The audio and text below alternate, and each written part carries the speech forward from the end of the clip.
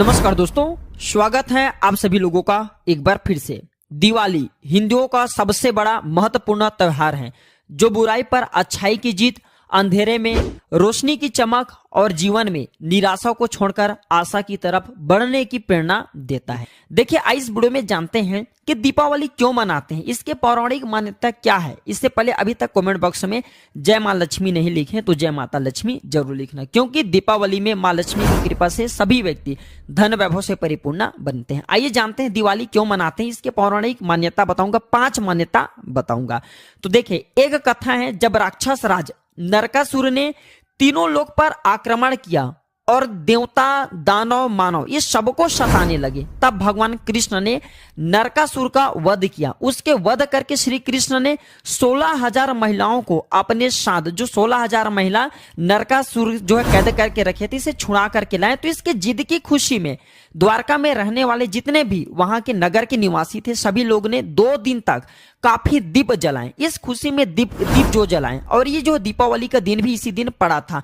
तो देखिए, जो चतुर्दशी होता है, नरक चतुर्दशी जो दीपावली, इस दिन 2 दिन द्वारका के लोग ने काफी दीपक जलाएं, इसलिए दीपावली का त्योहार मनाए जाते हैं इनके खुशी में। दूसरा, हिंदू धर्म के एक महाकाव्य महाभारत के अनुसार कार्तिक अमावस्या के ही दिन ही पांडव जो है 12 साल के वनवास के बाद वापस लौटे थे, और उनके खुशी में वहां की जो प्रजा है वो स्वागत में दीपों जो है काफी सारे दीप जलाए थे। वनवास लौटने के बाद जो पांडव लोग 12 साल से वनवास लौटे, तो जो हस्तिनापुर के लोग थे, वहां के रहने वाले जितने भी नगर के निवासी थे, सभी लोग ने स्वागत के लिए उनके दीपक जलाए थे, इसलिए दीपावली का त्योहार मनाते हैं। तीसरा कारण बता रहा हूं, ये रामायण से जुड़े हुए हैं। तो रामायण के अनुसार कार्तिक मास की अमावस्या के दिन भगवान श्री राम, माता सीता और अपने भाई लक्ष्मण के साथ लंका पर विजय प्राप्त करके अयोध्या वापस लौटे थे। देखिए, भगवान राम, माता सीता और लक्ष्मण जी के आने की खुशी में पूरा अयोध्या वासी झूम उठा था और दियों के प्रकाश से उन तीनों का स्वागत किया था। इस दिन को भगवान श्री राम की जीत की खुशी के तौर पर भी मनाया जाता है। ये तीसरा कारण है। चलिए चौथा कारण बताता हूं। तो हिंदू धर्म और धर्म शास्त्रों के अनुसार यह कहा जाता है कि समुद्र मंथन के दौरान कार्तिक मास की अमावस्या के दिन समुद्र मंथन करते समय मां लक्ष्मी की उत्पत्ति हुई थी। इसी दिन समुद्र मंथन से मां लक्ष्मी की उत्पत्ति हुई थी, इसलिए दिवाली के दिन माता लक्ष्मी के जन्म उत्सव के तौर पर मनाया जाता है। 5वां कारण बता रहा हूं।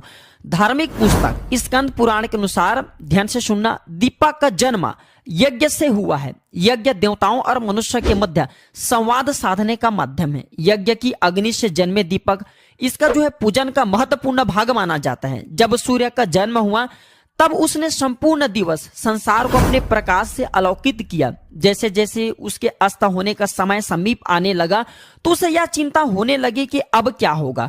उसके अस्त होने के पश्चात दुनिया में अंधकार फैल जाएगा। कौन मानव है, देवताएं इन्हें बिल्कुल ही प्रकाश दिखाएगा। उन्हें यह बिल्कुल ही एक प्रकार के मन में निराशा होने लगे। तब साहस के एक आवाज आई और बोला कि अब चिंता ना हो, मैं हूं ना, मैं एक छोटा सा दीपक हूं, पर प्रातः काल तक अर्थात अब की उदय होने तक मैं अपने सामर्थ्य अनुसार संसार को प्रकाश देने का प्रयत्न करूंगा। तो इसके खुशी में भी देवताओं से जो है, देवताओं के साथ जो है संपर्क साधने के लिए दीपक जलाए जाते हैं। और इस दिन इसलिए दीपक जलाए जाते हैं ताकि आप माता लक्ष्मी से संपर्क साधे, अपने गरीबी को मिटाएं, अपनी निर्धनता को मिटाएं। सूर्य ने फिर संतोष की सांस ली और अस्त हुआ। इस वीडियो में जानते हैं कि दिवाली पर क्या करें। देखिए, आप में से अधिकतर लोग दीपावली के समय में कुछ गलतियां कर बैठते हैं, जिसके चलते आपको फायदा नहीं मिलते। इस दिन धन वैभव प्राप्त करने का, मां लक्ष्मी को साधने का सबसे अच्छा पर्व माना जाता है। वीडियो में आगे बढ़ने से पहले, जानकारी बताने से पहले सभी दर्शकों से कहना चाहूंगा, अभी तक आपने वीडियो को लाइक नहीं की तो वीडियो को लाइक कर चैनल को सब्सक्राइब जरूर कर लेना दर्शकों, क्योंकि हमारे चैनल में इस प्रकार की ज्ञान भरी जानकारी सिखाई जाती है। और कमेंट बॉक्स में जय माता लक्ष्मी जरूर लिखना। आप हमारे दर्शक नहीं, आप हमारे परिवार हैं, आप हमारे परिवार के लोग हैं। आप हमारे वीडियो को लाइक करते हो तो हमारे मनोबल बढ़ते हैं और आप लोगों को अच्छे अच्छे जानकारी बताते हैं। आइए जानते हैं दीपावली पर क्या करें। तो ब्रह्म पुराण के अनुसार दिवाली पर अर्धरात्रि के समय महालक्ष्मी जी सद गृहस्थों के घर में विचरण करती हैं। इस दिन घर बाहर को साफ सुथरा बिल्कुल ही सजा करके रखना चाहिए। दिवाली मानने से श्री लक्ष्मी जी प्रसन्न होकर के स्थायी रूप से सदगृहस्थ के घर में निवास करती है। सदगृहस्थ किसे बोलते हैं? जैसे कि हम जितने भी संसारिक लोग हैं, हम गृहस्थ साधक हैं, हम ही के घर में माँ लक्ष्मी निवास करती हैं। दीपावली, धनतेरस, नरक चतुर्दशी तथा महालक्ष्मी, ये गोवर्धन पूजा है, भाई दूज है, ये 5 पर्वों का मिलन कहा जाता है। इसे मंगल पर्व कहा जाता है। दीपावली के दिन सुबह से लेकर के रात तक क्या करे क्या ना करे, इस वीडियो में जानते हैं। पहला कि लक्ष्मी पूजन रात के 12 बजे ही आपको करना चाहिए। 12 बजे के बाद ही, जो व्यक्ति रात के 12 बजे के बाद लक्ष्मी पूजन करते हैं दिवाली के दिन, तो उसे जो है 1000 गुना ज्यादा बढ़ करके जो फल होता है वो प्राप्त होता है। अर्थात महालक्ष्मी तक आपके जो संपर्क साध रहे हैं, जो आपकी इच्छा है वो जल्द पहुंच जाती हैं। दूसरा, इस दिन हो सके तो आप जो है एक बाजोड़ रखें, उसमें लाल कपड़े बिछा करके एक जोड़ी लक्ष्मी तथा भगवान गणेश जी की मूर्ति जरूर रखिए। दोनों की पूजा करें। लक्ष्मी से धन आता है, गणेश जी से बुद्धि आता है।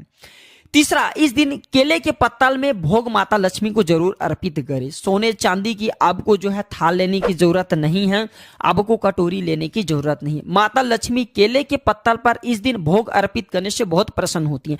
और माता लक्ष्मी को भोग के लिए आपको 5 प्रकार की कोई भी मीठे चीज ले लेना है। 5 प्रकार के आपको मीठे चीज लेना है।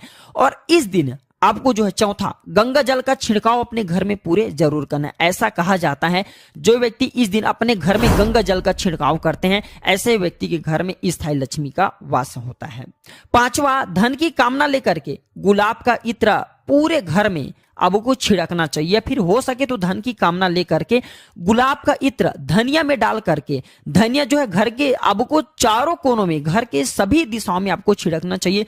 धनिया का संबंध माँ लक्ष्मी के जो है माँ लक्ष्मी से होता है। धनिया का संबंध धन की देवी लक्ष्मी से होता है। और हो सके तो छठवां मैं बता रहा हूं, लक्ष्मी पूजन में लाल गुलाब का पुष्प माता लक्ष्मी को जरूर भेंट करें। और आपके पास जितने भी तांत्रिक सामग्री हैं, ये लाल कलर के कपड़े में डाल करके इस दिन आपको जो है खुले आसमान में जरूर रखना चाहिए। इससे माँ लक्ष्मी की दृष्टि आपके रखे हुए सामग्री पर पड़ती है और वह सिद्ध हो जाती है।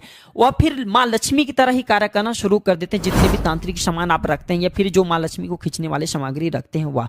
सातवां, इस दिन हो सके तो रात्रि जागरण करके श्री सूक्त का पाठ करें। इस दिन रात्रि जागरण करके श्री सूक्त का पाठ करते हैं तो मां लक्ष्मी बहुत प्रसन्न होती हैं। आठवां, कच्चा धूप है या फिर लोभान का धुआं अपने घर में जरूर दिखाना चाहिए। ये पवित्र धुआं माने गए हैं। जहां पे ये पवित्र धुआं दिखाए जाते हैं वहां पे लक्ष्मी का वास होता है। ना चाहते हुए भी इसके खुशबू से मां लक्ष्मी को आना पड़ेगा। नौवां, नींबू मिर्चा इस दिन घर के बाहर जरूर आपको एक छोटा सा माला बना करके टांगना चाहिए। नींबू मिर्चा क्यों टांगना चाहिए? क्योंकि इस समय मां लक्ष्मी और उसके बहन कुलक्ष्मी, ये दोनों दिवाली के दिन आपके घर में आने की प्रयास करती हैं।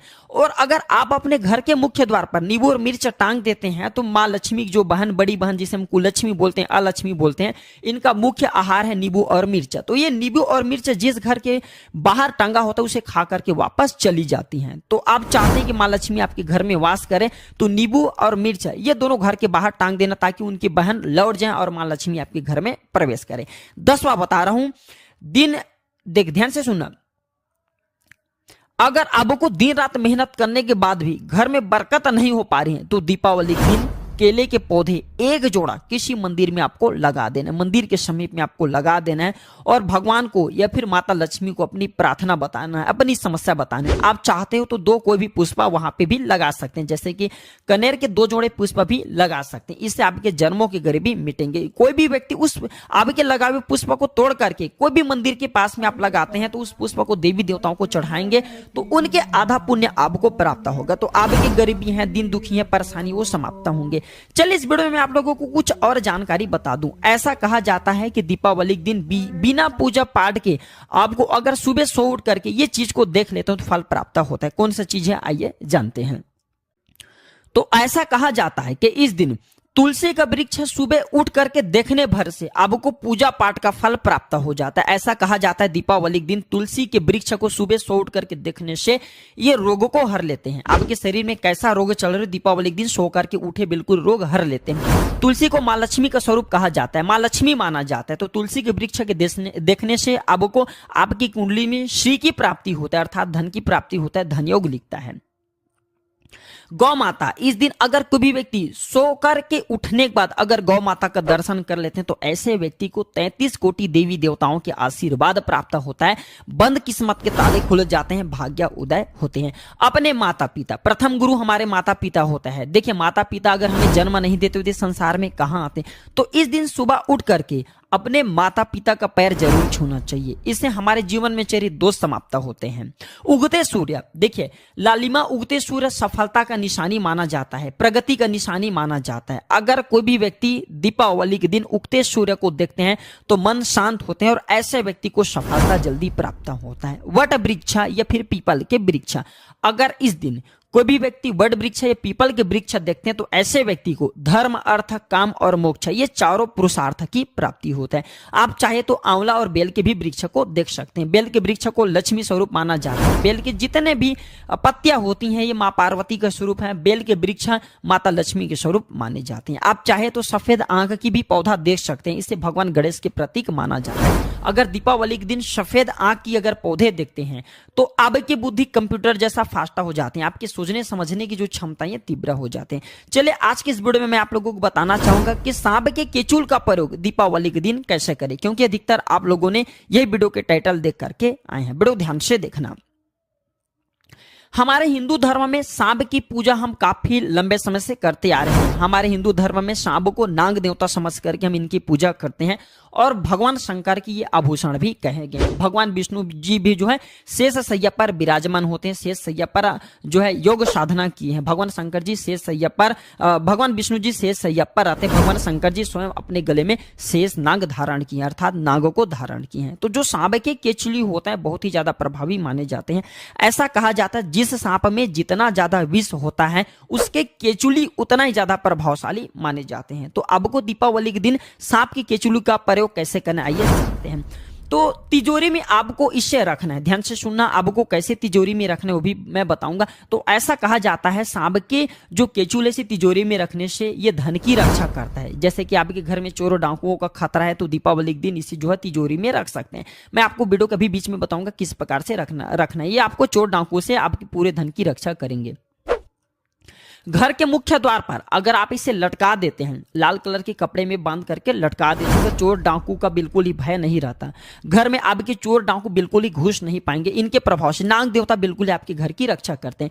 इसे ताबीज में भर करके पहनने से, दीपावली के दिन इसे ताबीज में भर करके पहनने से अगर किसी बच्चे को रात में सपने में सांप दिखते हैं या फिर आपको सपने में सांप दिखते हैं तो वो आना बंद हो जाएंगे और पितृ दोष होता है वो भी समाप्त हो जाते हैं। इसे लकड़ी की डिब्बी में या फिर चांदी की डिब्बी में 10 रुपए या फिर 5 रुपए के सिक्के के साथ में इसे रखने से धन की वृद्धि होता है। यकीनन माने दीपावली के दिन माँ लक्ष्मी के सामने में आप इसे रख देना और बिल्कुल ही अब जैसे माँ लक्ष्मी की पूजा करते हैं ठीक इसी प्रकार सांप की केचुल की भी पूजा करना है, क्योंकि ये तांत्रिक सामग्री है। तांत्रिक सामग्री जो लक्ष्मी को खींचने का काम करते हैं। जिस प्रकार जो चुंबक होते हैं लोहे को खींचने का काम करता है, ठीक उसी प्रकार जो तांत्रिक सामग्री है लक्ष्मी को खींचने का काम करते हैं, अपनी तरफ आकर्षित करता है।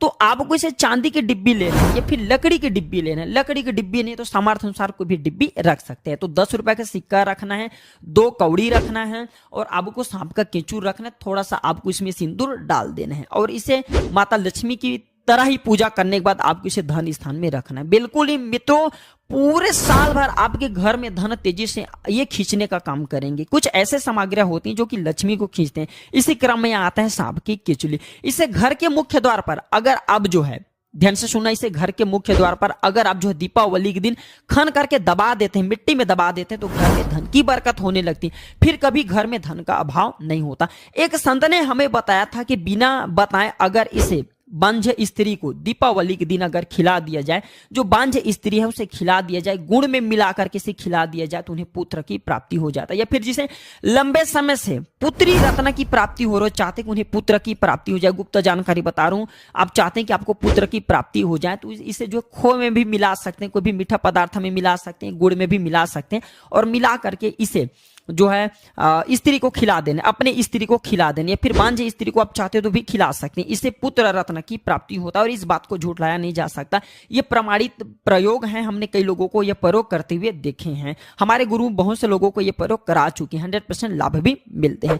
तो आशा करता हूं कि मैं आप लोगों को दीपावली के संबंध में आज जितने भी जानकारी बताऊं, ये जानकारी आपके जीवन में मंगलमय साबित होंगे, बिल्कुल ही कल्याणकारी साबित होंगे। और सभी दर्शकों से प्रार्थना करना चाहूंगा, कमेंट बॉक्स में जय मां लक्ष्मी नहीं लिखे तो जय मां लक्ष्मी जरूर लिख देना। मैं माता रानी से प्रार्थना करूंगा कि आपके गरीबी, आपके दिनहीन जल्दी माता लक्ष्मी दूर करे। और हाँ, इस वीडियो को आगे जरूर शेयर करना। हो सकता है आपके एक शेयर किसी की जिंदगी को बर्बाद होने से बचा ले, हो सकता है किसी की गरीबी को मिटा दे। जनहित एवं जन कल्याण के लिए वीडियो को आगे जरूर शेयर करना। धन्यवाद, नमस्कार।